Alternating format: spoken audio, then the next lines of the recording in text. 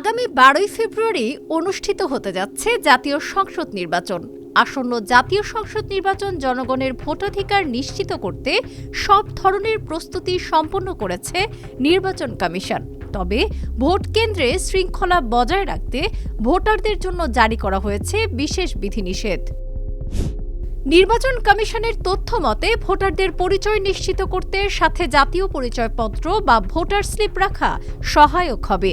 কেন্দ্রে পৌঁছানোর পর সুশৃঙ্খল লাইনে দাঁড়িয়ে নিজের ক্রমিকের জন্য অপেক্ষা করতে হবে।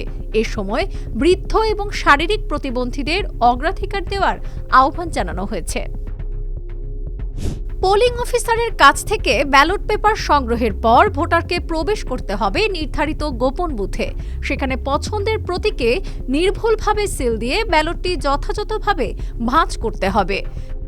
কমিশন সতর্ক করেছে যে ব্যালটের কালি যেন অন্য কোনো প্রতীকে না ছড়ায়, অন্যথায় ভোটটি বাতিল বলে গণ্য হবে। এরপর সবার সামনে রাখা ব্যালট বক্সে এটি জমা দিয়ে কেন্দ্র ত্যাগ করতে হবে।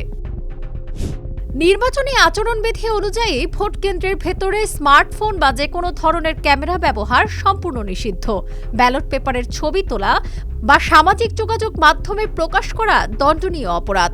এছাড়া কেন্দ্রের 400 গজের মধ্যে কোনো ধরনের মিছিল, স্লোগান বা প্রার্থীর পক্ষে প্রচার চালানো যাবে না। লাইসেন্সকৃত আগ্নেয়াস্ত্র বহন বা সহিংসতা সৃষ্টির চেষ্টা করলে তাৎক্ষণিক গ্রেপ্তারের নির্দেশ দিয়েছে কমিশন। একটি সুষ্ঠু ও নিরপেক্ষ নির্বাচন উপহার দিতে আইনশৃঙ্খলা রক্ষাকারী বাহিনী ও নির্বাচন সংশ্লিষ্ট কর্মকর্তারা সজাগ রয়েছেন।